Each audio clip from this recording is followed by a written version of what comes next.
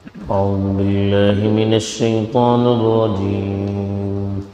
بسم الله الرحمن الرحيم.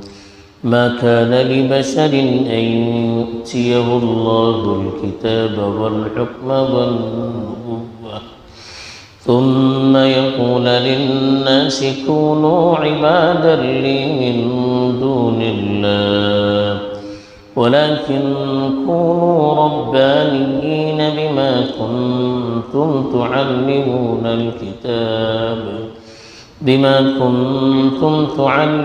الكتاب وبما كنتم تدرسون ولا يأمركم أن تتخذوا الملائكة والنبيين أربابا أيأمركم بالكفر بعد إذ أنتم مسلمون.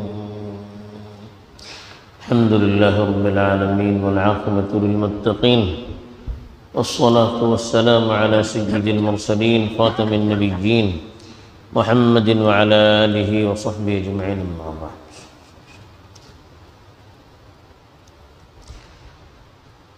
کل جو آیات تلاوت کی گئی تھی اس میں اہل کتاب کی ایک کمزوری بتائی گئی تھی کہ وہ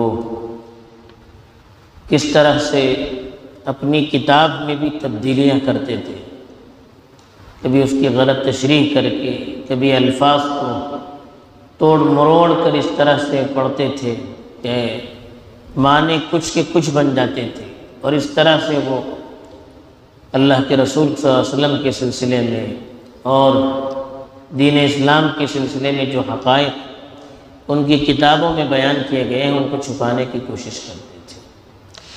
اب جو آیات تلاوت کی گئی ہیں اس میں ایک خاص عقیدے پر نکیر کی گئی ہے،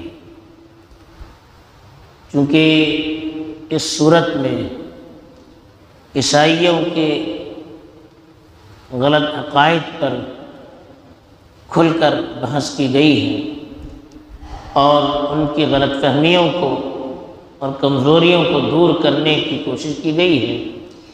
اسی سلسلے میں بات کو آگے بڑھاتے ہوئے قرآن نے اب عقلی انداز میں ان کے ایک خاص عقیدے یا ان کی غلط فہمی کی تردید کی ہے۔ وہ لوگ کہا کرتے تھے کہ حضرت عیسیٰ علیہ السلام اللہ کے بیٹے ہیں اور خدا کی خدائی میں شریک ہیں، اور ہم لوگ ان کی عبادت کرتے ہیں، اور یہ میسج ہمیں انہی نے دیا ہے، یہ بات ہمیں انہوں نے ہی بتلائی ہے کہ ہم ان کی عبادت کریں۔ اب یہ ان کا جو غلط عقیدہ تھا یہ پورے دین کی بنیاد کو متزلزل کر رہا تھا، کمزور کر رہا تھا، اور نبی کی نبوت کو بھی مورد الزام ٹھہرا رہا تھا۔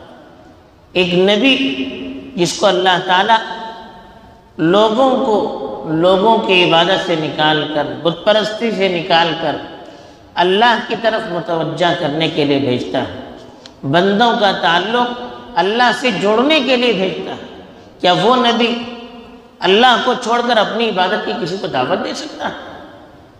یہ تو بالکل عقل کے خلاف بات ہے۔ تو اسی کو یہاں اللہ نے بتایا، ما کان لبشر، بشر انسان کو کہتے ہیں، کسی انسان کے لیے مناسب نہیں ہے ان یؤتیہ اللہ الکتاب والحکم والنبوہ، کہ اللہ اس کو کتاب، قوت فیصلہ اور نبوت عطا کرے۔ حکم قرآن مجید میں فیصلہ کرنے کے معنی میں ہے، اور قوت فیصلہ کرنے کی طاقت اور صلاحیت کے معنی میں بھی آیا، اور حکم کا لفظ حکومت کرنے کے معنی میں بھی آیا۔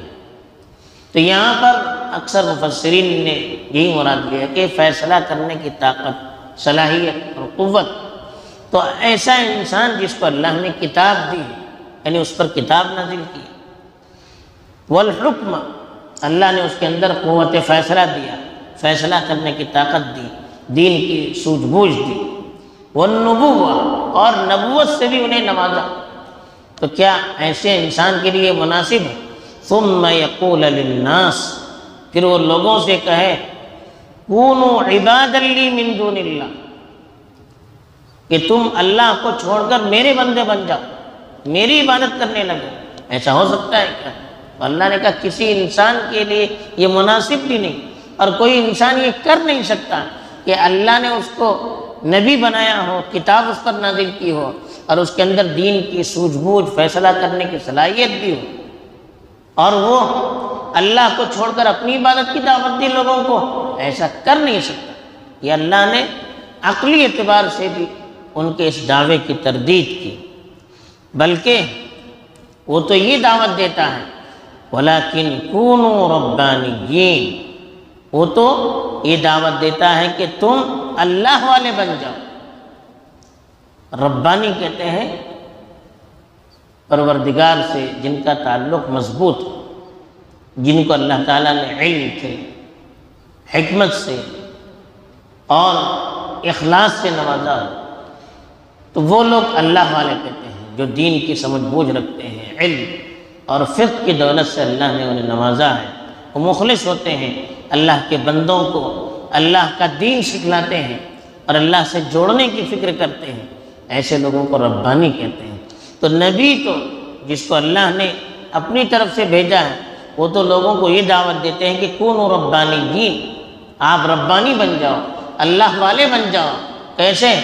بما کنتم تعلمون الکتاب وبما کنتم تدرسون، جو تم کتاب کی تعلیم دیتے ہو اور جو تم کتاب کو پڑھتے ہو اس کی وجہ سے۔ یعنی ربانی بننے کے لیے کیا کرنا ہے؟ اللہ کی کتاب کو پڑھنا ہے، سیکھنا ہے اور دوسروں کو سکھانا ہے۔ تو جو اللہ کی کتاب خود سمجھے گا اور دوسروں کو اللہ کی کتاب سکھانے کی کوشش کرے گا، تو اس سے بڑھ کر اللہ کی محبت اور کس کو پیدا ہو سکتی ہے؟ وہ تو اللہ کی توحید کا سب سے بڑا علم بردار ہوگا، سب سے بڑا داعی ہوگا، جو اللہ کی کتاب پر غور و خوض کرتا ہے اور لوگوں کو اللہ کی کتاب کی دعوت دیتا ہے، تو اس کے اندر توحید کی صفت سب سے مضبوط ہوتی ہے، اور اس کے اندر اللہ کی اطاعت کا جذبہ پیدا ہوتا ہے۔ وہ دین کو سمجھتا بھی ہے اور دین پر عمل بھی کرتا ہے، اور دین پر عمل کرنے کی دوسروں کو دعوت بھی دیتا ہے، دوسروں کو بھی دین سکھاتا ہے اور اللہ سے جوڑنے کی کوشش کرتا ہے۔ یہ اللہ کی کتاب کی تاثیر ہے۔ تو اس لیے کہ ربانی بننے کے لیے کتاب اللہ کی تعلیم بھی ضروری ہے اور کتاب اللہ کی تدریس، اس کو دوسروں کو سکھانا بھی ضروری ہے۔ پھر مزید تاکید کرتے ہوئے اللہ نے فرمایا وَلَا يَأْمُرُكُمْ، وہ کبھی تمہیں یہ دعوت نہیں دے سکتا، یہ حکم نہیں دے سکتا۔ ہمارا یأمر حکم دینا، یعنی ایسا نبی جس کو اللہ نے کتاب دی ہو، حکمت دی ہو، فیصلہ کرنے کی صلاحیت دی ہو، نبی بنایا ہو، وہ کبھی تمہیں یہ حکم نہیں دیتا کہ ان تتخذوا الملائکۃ والنبیین اربابا، اپنی عبادت کو چھوڑیے، فرشتوں کو اور نبیوں کو تم رب بناؤ، اس کی بھی وہ تمہیں دعوت نہیں دیتا۔ یہ بھی ان پر چوٹ، اس لیے کہ اتخذوا احبارهم ورهبانهم اربابا من دون اللہ، یہود و نصارہ کیا کرتے تھے؟ اپنے پیشواؤں کو، اپنے علماء، اپنے فقہا، اپنے بزرگوں کو اللہ کے مقابلے میں رب بناتے تھے۔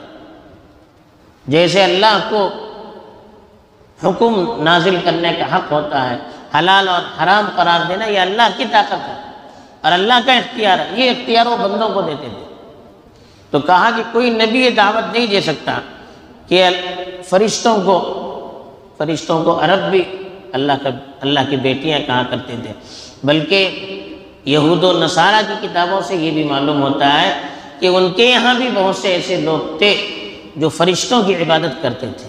تو اللہ نے ان کی بھی تردید کی کہ کوئی نبی تمہیں ہرگز یہ دعوت نہیں دے سکتا کہ تم فرشتوں کو اور نبیوں کو رب بناؤ، اللہ کو چھوڑ کر ان کی عبادت کرو، یہ کوئی نبی دعوت نہیں دے سکتا۔ اَيَأْمُرُكُمْ بِالْكُفْرِ، اللہ پوچھتے ہیں کیا وہ تمہیں کفر کی طرف بلائے گا، کفر کرنے کا حکم دے گا؟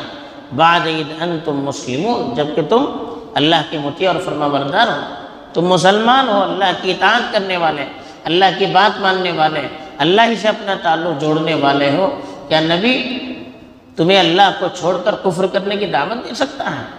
بہرحال ان آیات میں اللہ نے عقلاً بھی اس کی تردید کی کہ کوئی نبی کبھی اللہ کو چھوڑ کر اپنی عبادت کرنے کی دعوت نہیں دے سکتا۔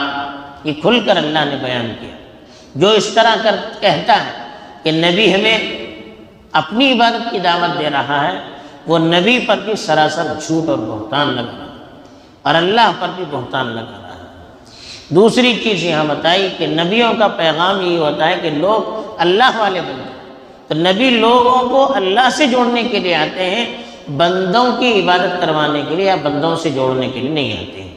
تیسری چیز جو بتائی کہ اللہ والا بننا ہے تو اس کے لیے اللہ کی کتاب کو سمجھنا بھی ہے اور اللہ کی کتاب کی دوسروں کو تعلیم بھی دینا ہے، تو اس سے اللہ والی صفت پیدا ہوتی ہے۔